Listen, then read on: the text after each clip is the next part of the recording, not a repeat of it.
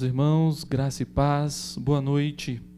Estamos aqui para mais um estudo bíblico, um estudo na confissão de fé, obviamente, um estudo da palavra do nosso Deus, que foi assim, de uma certa forma, sistematizada pelos nossos irmãos na confissão de fé. Nós vamos dar sequência essa noite aos estudos sobre Cristo, o mediador. No entanto, antes nós vamos louvar ao Senhor com 2 cânticos. Vamos engrandecer o nome do nosso Senhor e Salvador. Seja engrandecido.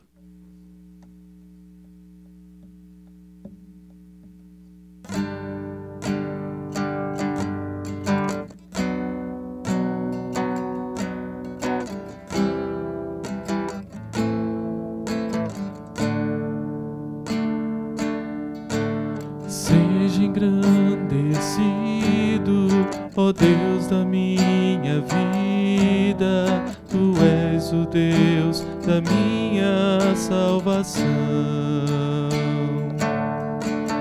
És a minha rocha, a minha segurança, meus lábios sempre te exaltarão. Aleluia, te louvo, pois sei que sobre todos és Senhor. Aleluia, te louvo, pois sei que sobre todos és Senhor. Seja engrandecido. Seja engrandecido, ó Deus da minha vida, Tu és o Deus da minha salvação. És a minha rocha, a minha segurança, meus lábios sempre te exaltarão. Aleluia, te louvo, pois sei que sobre todos és Senhor. Aleluia, te louvo, pois sei que sobre todos és Senhor. Aleluia, aleluia, aleluia, louvemos ao Senhor. Aleluia, aleluia, aleluia, louvemos ao Senhor. Primeira carta de Paulo a Timóteo, capítulo 1, no verso 17, diz assim: Assim, ao Rei eterno, imortal, invisível, Deus único, honra e glória pelos séculos dos séculos. Amém. Ao único que é digno.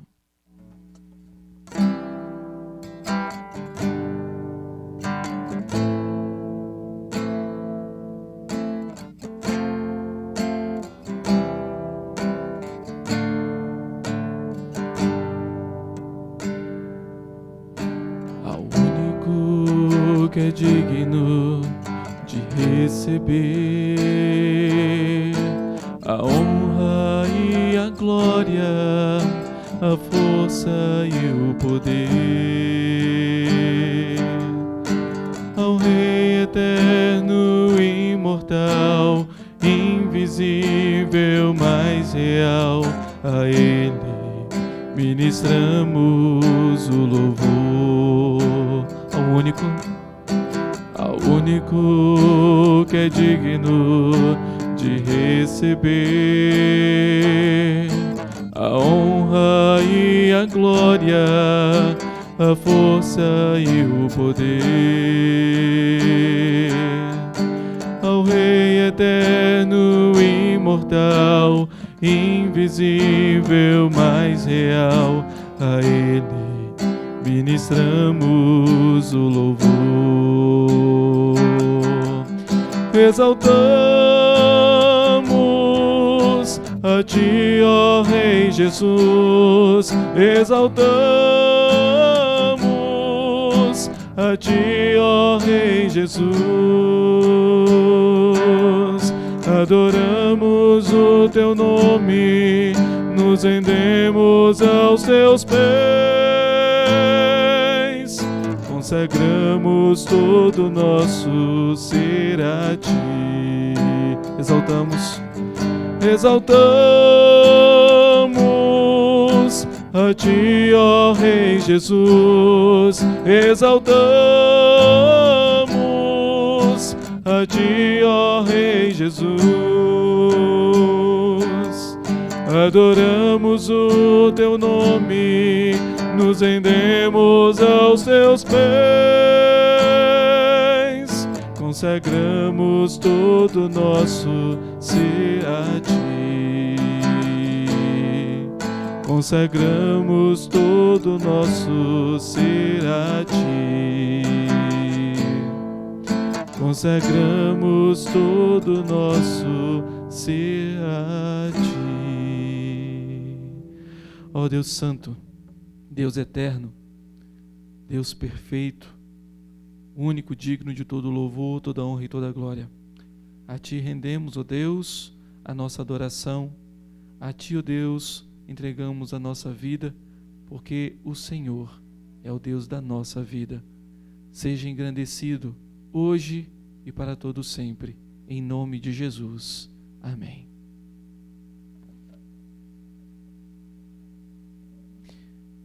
Muito bem, amados irmãos, como eu falei no início, nós vamos dar sequência aos estudos, ao estudo do capítulo 8, sobre Cristo, o nosso mediador.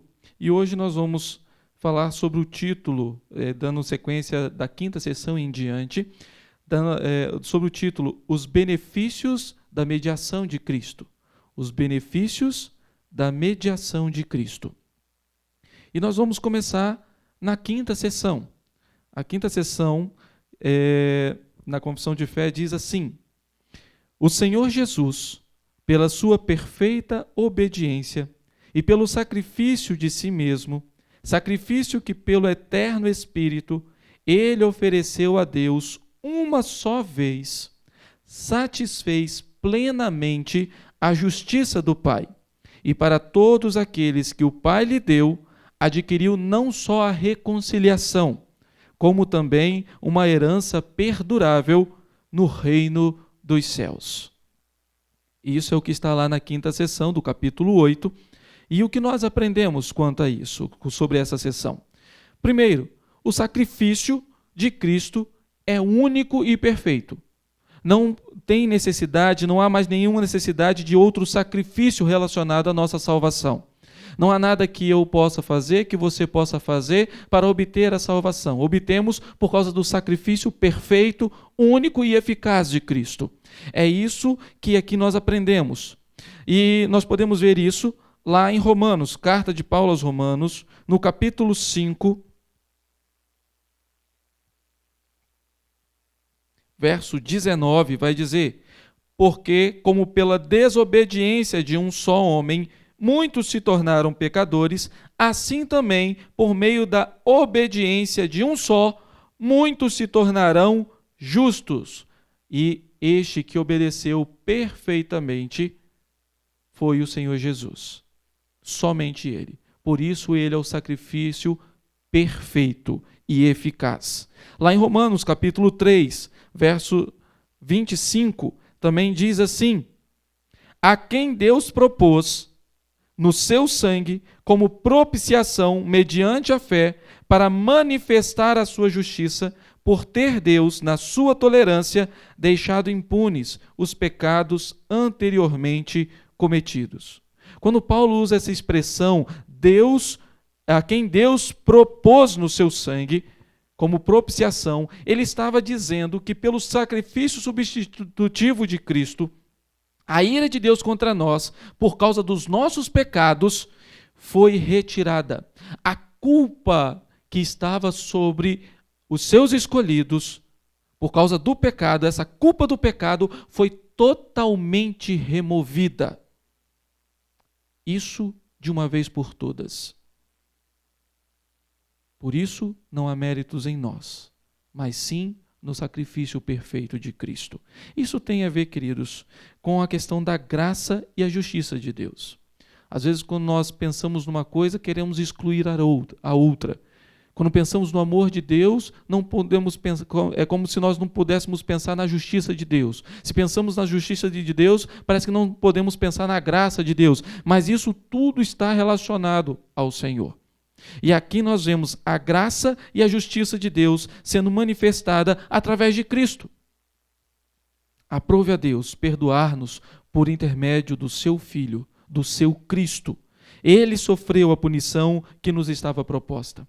Por isso, Anthony Huckman, escrevendo sobre a justificação, ele disse: não há conflito em nossa justificação entre a justiça e a graça de Deus, uma vez que ambas se encontram na cruz de Cristo. Como que aconteceu isso? Ele vai continuar explicando. Deus providenciou o sacrifício, ou seja, a sua graça, pela sua graça.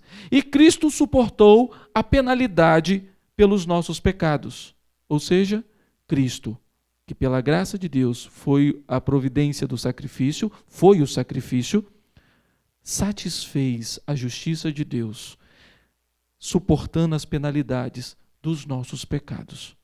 A graça e a justiça de Deus ali, diante de Deus, satisfazendo a ira de Deus por meio do sacrifício perfeito de Jesus. Por isso, através desse sacrifício perfeito que nos dá a graça e satisfez plenamente, como diz aqui a Confissão de Fé na seção 5, satisfez plenamente a justiça do Pai. Por meio dessa cruz, nós temos o benefício da reconciliação. Efésios 2, 13 a 16.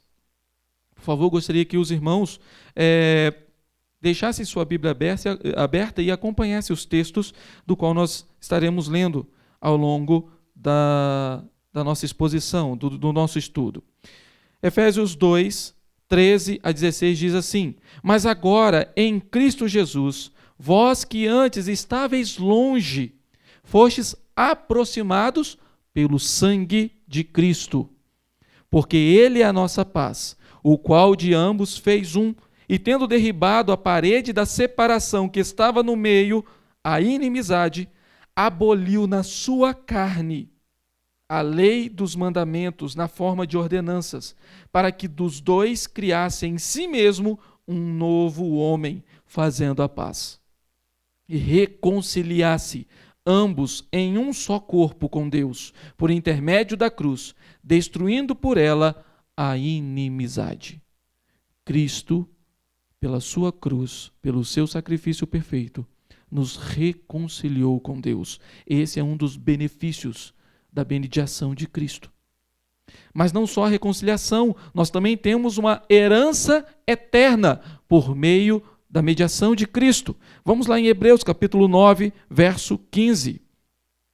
Hebreus 9, verso 15, que diz assim: por isso mesmo, ele é o mediador da nova aliança, a fim de que, intervindo a morte para a remissão das transgressões que havia sob a primeira aliança, recebam a promessa da eterna herança aqueles que têm sido chamados. Observe, meus amados irmãos, a mediação de Cristo agora também não somente nos promete, mas nos garante a reconciliação, assim como também uma herança eterna. Os benefícios da mediação de Cristo. Conforme o Catecismo Maior, na pergunta 57, a pergunta 57 diz assim: quais são os benefícios que Cristo adquiriu pela sua mediação? E a resposta que está lá é essa: Cristo, pela sua mediação, adquiriu a redenção, juntamente com todos os mais benefícios do pacto da graça. Mas que todos os mais benefícios são esses? Isso está incluído, queridos, a remissão dos nossos pecados. Como diz aqui o verso 12, do mesmo capítulo 9 de Hebreus, quando diz: não por meio de sangue de bodes e de bezerros, mas pelo seu próprio sangue, entrou no Santo dos Santos, uma vez por todas, tendo obtido eterna redenção. A remissão dos pecados aqui está incluída. A nossa justificação, como lá em Romanos capítulo 5, volta lá por favor, em Romanos capítulo 5, verso de número 1. Justificados, pois, mediante a fé, temos paz com Deus, por meio de nosso Senhor Jesus Cristo. Pela mediação do nosso Senhor Jesus Cristo, nós também somos justificados.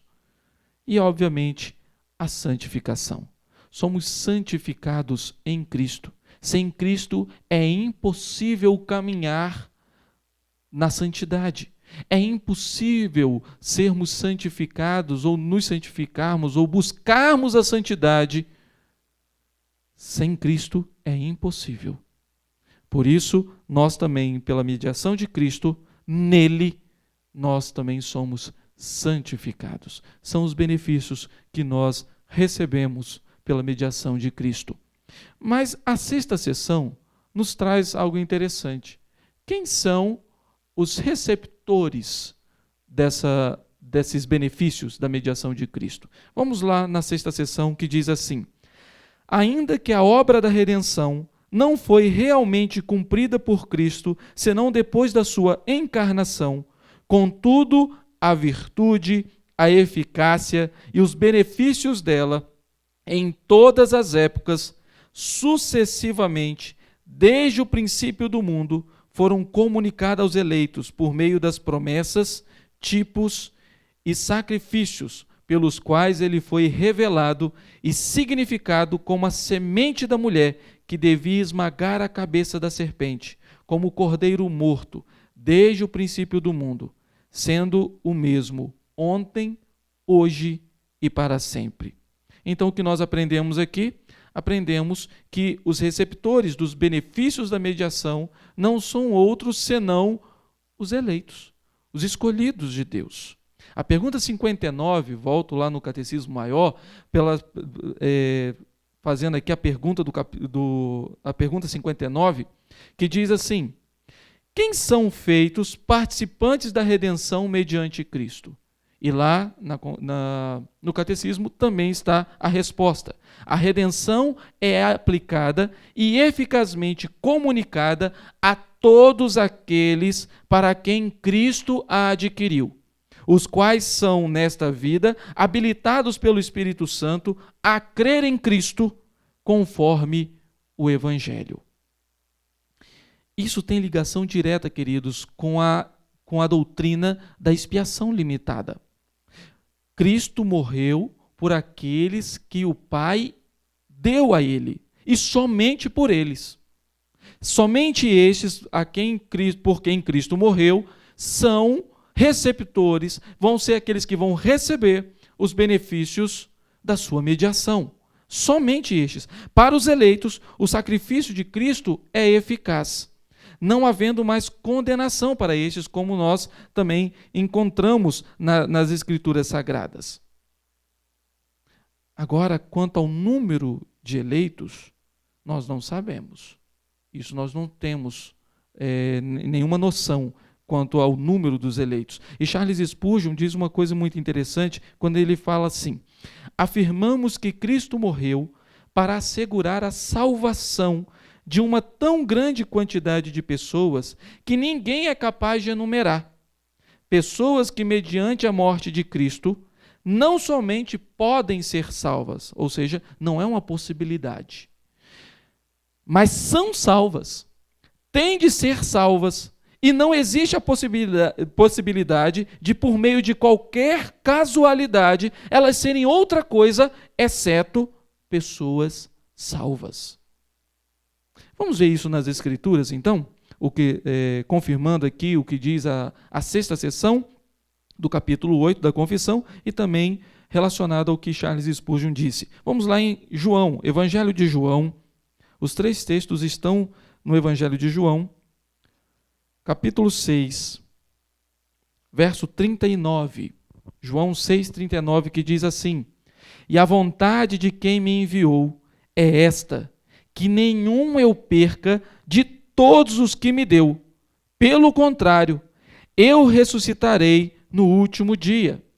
O Senhor Jesus está falando aqui que nenhum ele vai perder daqueles que o Pai o deu. Isso também é confirmado lá em João, capítulo 17, na oração sacerdotal do Senhor. Ele diz assim no verso 2: assim como lhe conferiste autoridade sobre toda a carne, a fim de que ele conceda a vida eterna a todos os que lhe deste. Ou seja, a herança eterna, os benefícios da mediação de Cristo são unicamente por aqueles a quem Cristo morreu, por aqueles que o Pai o deu. Vamos lá em João ainda, João capítulo 10. Vamos ler mais 2 textos aqui, observando essa questão. Primeiro, João capítulo 10,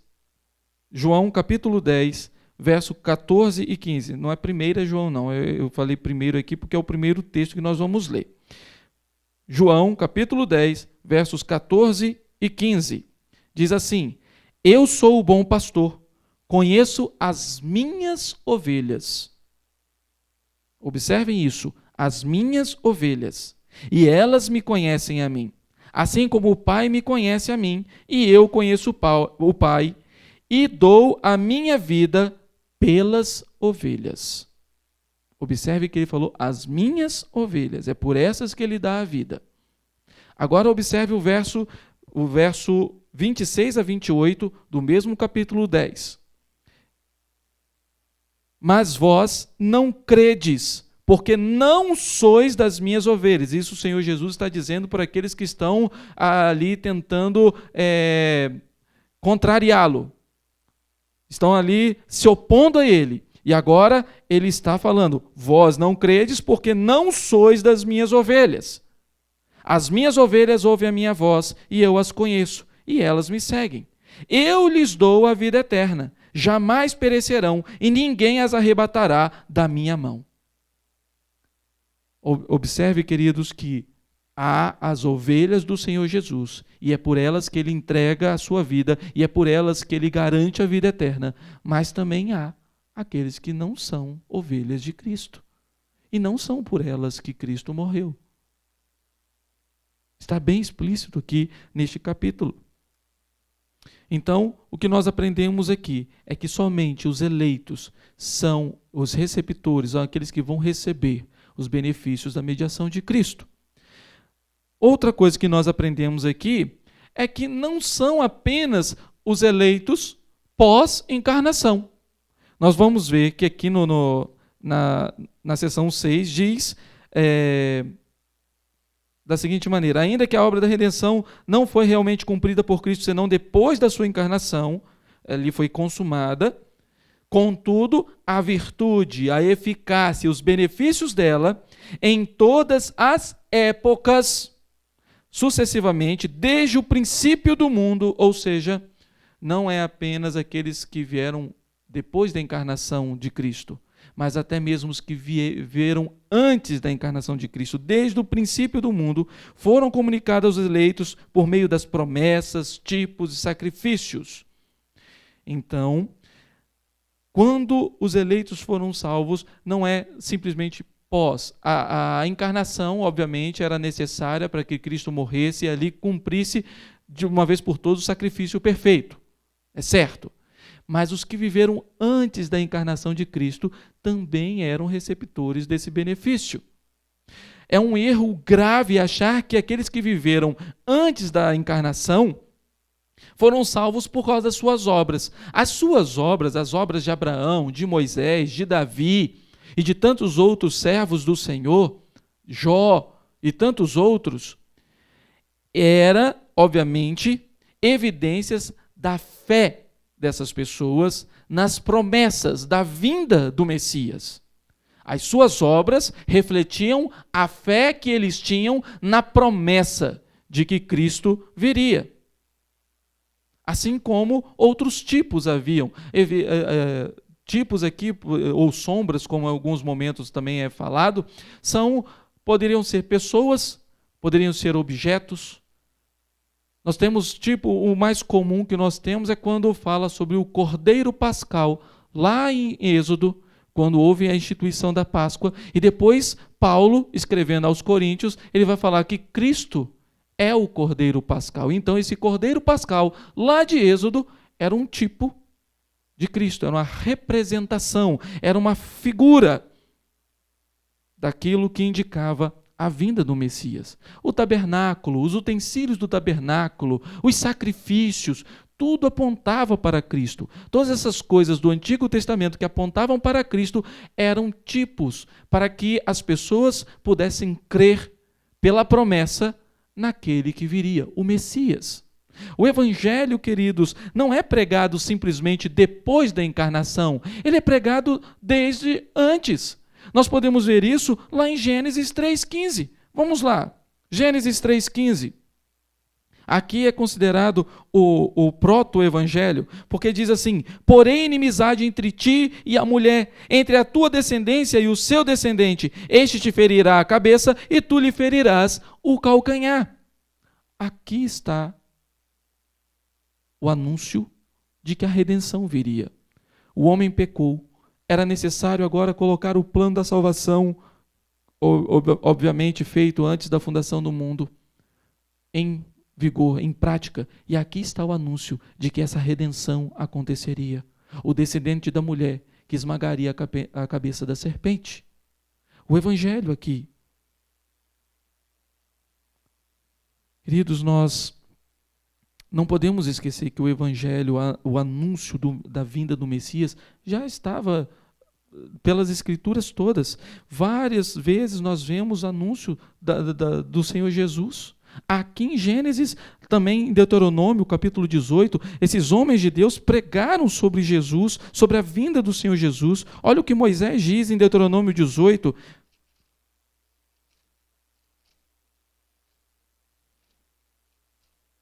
Deuteronômio 18, verso de número 15, que diz: o Senhor, teu Deus, te suscitará um profeta do meio de ti, de teus irmãos, semelhante a mim, a ele ouvirás.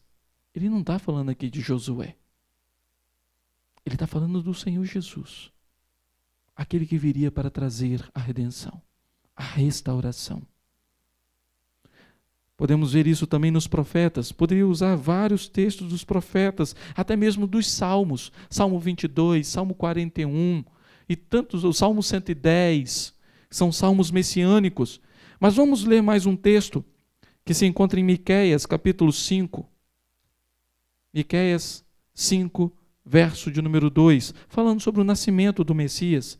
E tu, Belém Efrata, pequena demais para figurar como grupo de milhares, e Judá, de milhares de Judá, de ti me sairá o que há de reinar em Israel, e cujas origens são desde os tempos antigos, desde os dias da eternidade.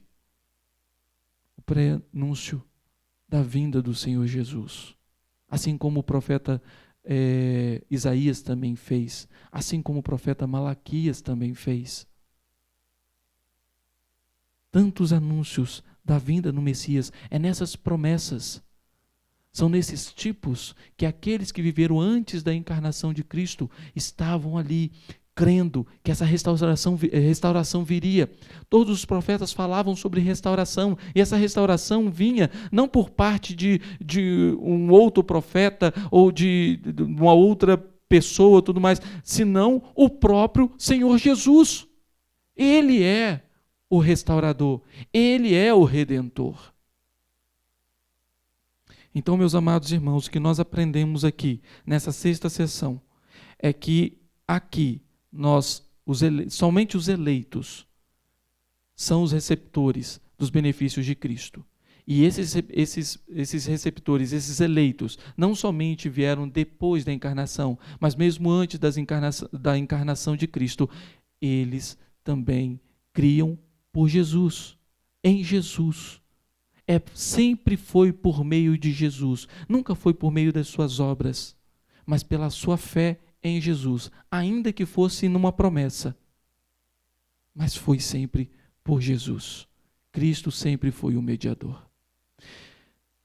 Chegamos aqui à sétima sessão, e a sétima sessão, queridos, como nós já falamos, até de uma certa forma, bem dela no estudo da quarta-feira passada, eu apenas vou ler e aqui relembrar o ponto principal dela, que diz assim: Cristo, na obra da mediação, age de conformidade com as suas duas naturezas, fazendo cada uma o que lhe é próprio. Contudo, em razão da unidade de sua pessoa, o que é próprio de uma natureza é, às vezes, na Escritura, atribuída à pessoa denominada pela outra natureza. Como falei, a gente já falou sobre essa questão das duas naturezas de Cristo e a sua personalidade. Por causa disso, vamos só relembrar: Cristo é o Deus homem, o Deus que age, e ele age assim, e não há como separar as suas duas naturezas. Ele é 100% Deus, 100% homem. Essas duas naturezas numa única pessoa, o Senhor Jesus, o Deus homem. Lembremos sempre disso. Não é 50%, 50%, é 100%, 100%. E aí nós vamos para a oitava sessão. A oitava sessão diz assim: Cristo, com toda a certeza e de forma eficaz, aplica e comunica a salvação a todos aqueles para quem a adquiriu. Isso ele consegue fazendo intercessão por eles e revelando-lhes na palavra e pela palavra os mistérios da salvação, persuadindo-os eficazmente pelo seu Espírito a crer e a obedecer, governando os corações deles pela sua palavra e pelo seu Espírito, subjugando todos os seus inimigos por meio de sua onipotência e sabedoria, da maneira e pelos meios mais condizentes com a sua admirável e inescrutável dispensação. O que nós aprendemos aqui nessa oitava sessão? Aqui nós vemos como Cristo, em sua mediação, aplica os benefícios da redenção aos seus eleitos. Já vimos quais são esses benefícios, já vimos quem são os receptores deste benefício e quando eles receberam, não somente os pós-encarnação, mas também os pré-encarnação de Cristo também receberam, são como eleitos de Deus. E agora nós vamos ver como Cristo aplica esses benefícios da sua mediação. Já falamos que o sacrifício de Cristo é único e perfeito. Isso nós já sabemos. Então, a sua obra é completa e perfeita. É certo, é certeza, como diz aqui a seção número 8. Porém, Cristo não somente agiu, mas ele ainda age em nós e por nós. Ele ainda age em nós e por nós. Como ele faz isso? Primeiro, vou seguir aqui com a estrutura que está aqui na confissão, na seção número 8. Primeiro, intercedendo. Vamos lá em 1 João, primeira carta de João, capítulo 2, verso 1. Filhinhos meus, estas coisas vos escrevo para que não pequeis. Se, todavia, alguém pecar, temos advogado junto ao Pai, Jesus Cristo, o justo. Meus amados irmãos, como vimos anteriormente, Cristo continua intercedendo por nós.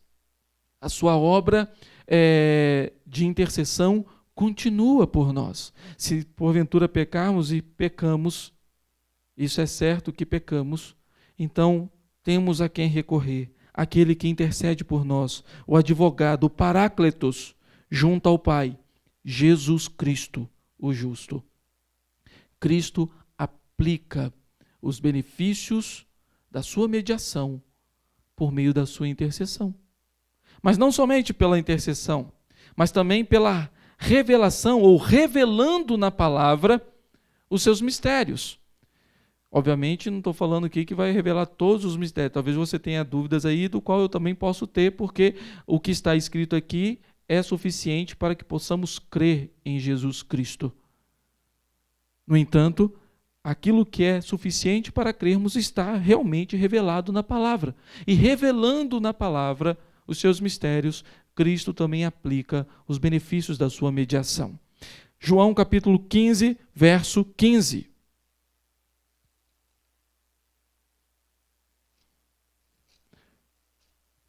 Evangelho de João, capítulo 15, verso 15, que diz: Já não vos chamo servos, porque o servo não sabe o que faz o seu senhor, mas tenho-vos chamado amigos, porque tudo quanto ouvi de meu Pai vos tenho dado a conhecer.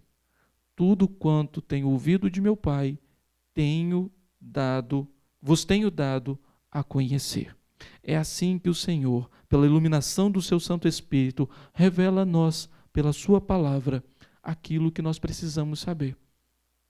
E é por causa disso que, pela sua palavra, nós somos alimentados. Pela sua palavra, nós somos consolados. Pela sua palavra, nós somos confrontados. Pela sua palavra, nós somos encorajados, admoestados. Pelo Espírito Santo de Deus, que aplica essa mediação de Cristo em nosso coração, para que nós possamos entender aquilo que o Senhor quer que nós pratiquemos e saibamos, e nos alimentemos, e nos regozijemos com isso. Revelando na sua palavra, o Senhor aplica a mediação, os benefícios da sua mediação. Mas também persuadindo para a fé. Vamos lá em Romanos, capítulo 8. Voltamos lá à carta de Paulo aos Romanos, capítulo 8, verso 14, que diz: Pois todos os que são guiados pelo Espírito de Deus são filhos de Deus. Ou seja, e aqui a seção 8 também diz: persuadindo-os eficazmente pelo seu Espírito a crer e a obedecer. É isso que também o Senhor Jesus faz por nós, para aplicar os benefícios da sua mediação. Ele nos persuade a crer e a obedecer. Não é por causa de nós. Se o Senhor fosse deixar eu mesmo por minha própria conta, possivelmente eu não obedeceria. É certo que eu não creria. É por causa dele que me persuade, que me constrange, que faz com que eu seja persuadido e guiado pelo Espírito Santo de Deus. E assim eu recebo os benefícios da sua mediação. E em último, governando soberanamente. Vamos lá em 1 Coríntios, capítulo 15, verso 25. 1 Coríntios, capítulo 15, verso 25, que diz: Porque convém que ele reine até que haja posto todos os inimigos debaixo dos pés. E aqui também diz, subjugando todos os seus inimigos por meio da sua onipotência e sabedoria, da maneira e pelos meios mais condizentes com a sua admirável e inescrutável dispensação. O Senhor governa o nosso coração. O Senhor governando o nosso coração, reinando em nosso coração, também aplica os benefícios da sua mediação. Cristo é rei da sua vida. Ele reina verdadeiramente no seu coração. Ele governa as suas palavras, as suas ações, os seus pensamentos. É isso. É assim que ele aplica também os benefícios da sua mediação. Amados irmãos, você crê que Cristo é o seu único e suficiente mediador? Você crê nisso? Isso é verdade na sua vida? Você pratica essa verdade no seu dia a dia? Então eu gostaria aqui de uma maneira aplicativa, observar 3 coisas aqui. Se Cristo é o seu mediador, então você deve fazer isso. Você reconhece a sua incapacidade de se reconciliar com Deus pelos seus méritos. Aquela situação que você acha que pode dar certo, de falar assim, vou fazer aquela barganha com Deus, né? Eu vou no culto de quarta-feira, tem muito tempo que eu não vou no culto de quarta-feira, então eu vou porque eu estou precisando daquela bênção assim. Se você está achando que é isso que vai fazer você receber as bênçãos de Deus, os benefícios da mediação de Cristo sobre a sua vida, você está enganado. Reconheça que você não é capaz, por si mesmo, de se reconciliar com Deus. Eu pequei, então vou fazer tal coisa para Deus se agradar de mim. Não é por aquilo que você faz. É por aquilo que Cristo já fez. E Ele, se Ele é seu mediador, obviamente você reconhece isso, que não é por aquilo que você faz que você vai se reconciliar com Deus. É por causa daquilo que Cristo fez por você. Segunda coisa, confie na infinita sabedoria e no soberano poder do Senhor Jesus. Muitas coisas, eu falei isso na semana passada e repito, muitas coisas acontecem para nos trazer dúvidas. E muitas vezes nós deixamos essas dúvidas entrar no nosso coração. Mas quando nós entendemos e sabemos, temos a certeza de que Cristo é o nosso mediador, essas dúvidas precisam ser brevemente dissipadas. Porque essa verdade de que Cristo é o nosso mediador precisa reinar no nosso coração. Ela precisa resplandecer. E assim, nós vamos confiar no Senhor Jesus. E quando nós confiamos, o medo vai embora. A dúvida se dissipa. E nós conseguimos ter paz em nosso coração. Então confie. Cristo é seu mediador? Você disse que sim? Então confie no governo soberano e sábio do nosso Deus. E a terceira coisa, obviamente, Cristo sendo o seu mediador, isso aqui não pode faltar. Gratidão. Agradeça por tamanha graça de Cristo sobre a sua vida. Agradeça pelos benefícios da mediação de Cristo sobre a sua vida. Porque você foi escolhido, chamado, santificado, justificado. Seus pecados foram remidos. Agradeça pelo perdão de Deus sobre a sua vida. Agradeça porque você nele pode andar em santidade. Agradeça porque você não tinha como fazer nada para se tornar justo, ser declarado justo diante de Deus, mas Cristo fez isso por você. Se isso não encher o seu coração de gratidão, você precisa rever o seu conceito de que crê na mediação de Cristo, de que Cristo é seu mediador. Amados irmãos, que assim seja na nossa vida. Que nós possamos, em nome de Jesus, sempre reconhecer a nossa incapacidade, confiar naquele que é sábio e soberano e nunca deixar de agradecer pelos benefícios da mediação do nosso Senhor Jesus Cristo. Que Deus assim nos abençoe. Vamos orar. Ó Deus bendito, louvado seja o nome do Senhor, por tamanha bênção, por tanta graça recebida do Senhor.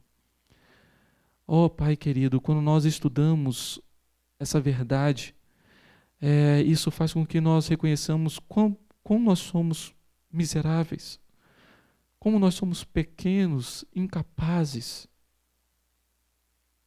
Ó Deus querido, se não fosse pelo Senhor, se não fosse pela sua graça, pelo seu amor, pela sua misericórdia, estaríamos condenados eternamente. Mas aprove o Senhor enviar o seu Filho Jesus Cristo e nele todos aqueles seus escolhidos receber essas bênçãos maravilhosas da remissão do pecado, da justificação, da santificação, da herança eterna, da reconciliação contigo, Pai. Bendito seja o nome do Senhor. Que nós confiemos nessa palavra bendita que reina, que governa o nosso coração. Que possamos, ó Deus, sempre agradecer ao Senhor. Porque independente, ó Pai, das circunstâncias, independente das coisas que temos ou não temos neste mundo, a maior bênção que temos é saber que Cristo é o nosso mediador. Nele nós temos a salvação eterna. Nele nós temos a herança eterna. Louvado seja o nome do Senhor. É em nome do Senhor Jesus que nós oramos. Amém. Que a graça bendita do Senhor Jesus Cristo, nosso mediador e redentor, que o amor de Deus, nosso eterno e todo-poderoso Pai, e a consolação do Espírito Santo seja sobre todo o povo de Deus, espalhado por toda a face da terra, hoje e para todo sempre. Amém.